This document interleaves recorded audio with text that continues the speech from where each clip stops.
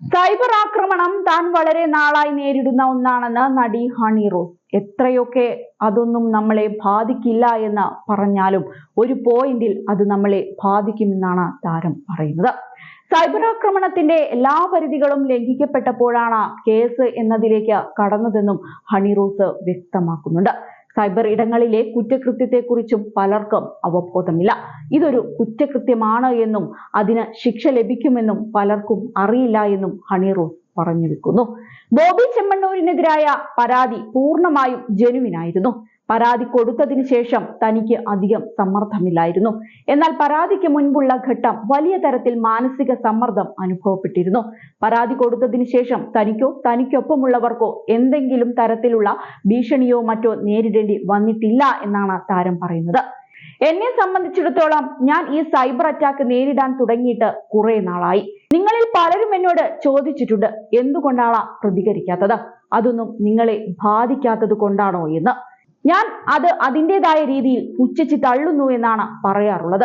ലൈംഗിക വൈകൃതമുള്ള വളരെ കുറച്ചാളുകളാണ് സോഷ്യൽ മീഡിയയിൽ ഇങ്ങനെയുള്ള വൃത്തികേടുകൾ കാണിച്ചു കൂട്ടുന്നത്.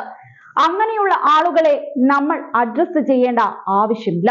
പക്ഷേ ഇതെല്ലാം നമ്മളെ ബാധിക്കുന്നുണ്ട് എന്നത് തന്നെയാണ് സത്യം.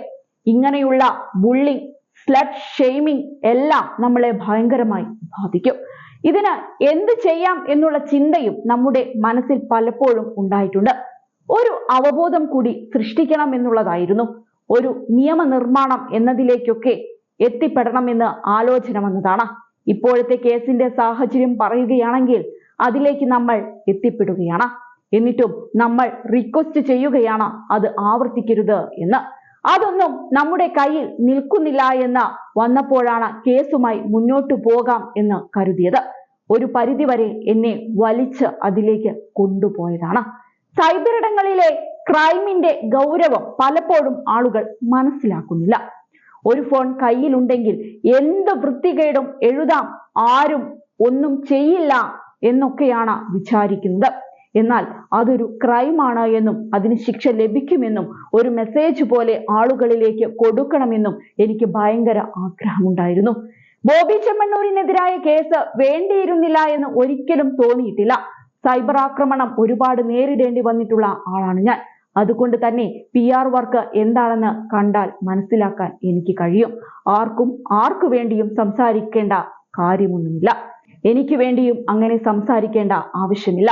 ഒരു പരിധി കഴിഞ്ഞ് അങ്ങനെയുണ്ടെങ്കിൽ അത് PR വർക്കിന്റെ ഭാഗമാകും. ഈ കേസിന്റെ ഭാഗമായി നമ്മൾ കമന്റുകളെല്ലാം മോണിറ്റർ ചെയ്തിട്ടുണ്ടായിരുന്നു. പിന്നീട് ഒരാഴ്ച കഴിഞ്ഞപ്പോൾ ഈ കമന്റുകളെല്ലാം എഡിറ്റ് ചെയ്തതായി കാണാൻ പറ്റി. ആരെങ്കിലും കമന്റ് ഇടുന്നതോ എത്ര പേർ എന്നെ സപ്പോർട്ട് ചെയ്യുന്നു എന്നുള്ളതോ എന്നെ ബാധിക്കുന്ന കാര്യമല്ല. 100% ജെനുവിനായിട്ടാണ് ഞാൻ പരാതിയുമായി മുന്നോട്ട് പോയത്. പരാതിക്ക് മുൻപുള്ള സമയമാണ് ഞാൻ കൂടുതൽ ഫ്രസ്ട്രേറ്റഡ് ആയിട്ടുള്ളത്. രാവിലെ എഴുന്നേൽക്കുമ്പോൾ പലരും നമുക്ക് ഇത് അയച്ചു തരികയാണ്. ഈ വ്യക്തി നിങ്ങളെക്കുറിച്ച് ഇതാണല്ലോ പറഞ്ഞിരിക്കുന്നത് എന്ന് പറഞ്ഞ്. ഇതിന്റെ കാരണം എന്താണ് എന്ന് നമുക്ക് മനസ്സിലാകുന്നില്ല. നമ്മൾ പറഞ്ഞിട്ടും ഇത് ആവർത്തിക്കപ്പെടുന്നതിന്റെ കാരണം നമുക്ക് അറിയില്ല. ഇത് നിരന്തരം സംഭവിക്കുന്നതിന്റെ വിഷമം നമുക്കുണ്ട്. എനിക്കിഷ്ടപ്പെട്ട വസ്ത്രം ധരിച്ച് ഉദ്ഘാടനം ചെയ്യുന്നതിന്റെ പേരിലാണ് ഇതെല്ലാം ഞാൻ കേൾക്കേണ്ടി വന്നിരിക്കുന്നത്. അതിന്റെ ഫ്രസ്ട്രേഷൻ എനിക്ക് ഭീകരമായിരുന്നു. ഈ ഒരു കേസ് കൊടുത്തതിന് ശേഷവും മെന്റൽ സ്ട്രെസ്സും മറ്റും ഉണ്ടായിട്ടുണ്ടെങ്കിലും ഈ ഒരു സമയത്താണ് ഞാൻ ഏറ്റവും കൂടുതൽ ബുദ്ധിമുട്ടിയത് എന്ന് ഹണി റോസ് പറയുന്നു. ഏറെ നാളായി നീണ്ടു നിൽക്കുന്ന ബോബി ചെമ്മണ്ണൂർ ഹണി റോസ് വിഷയത്തിന് ഇപ്പോഴും ഒരു അന്ത്യമായിട്ടില്ല എന്നതാണ് സത്യം.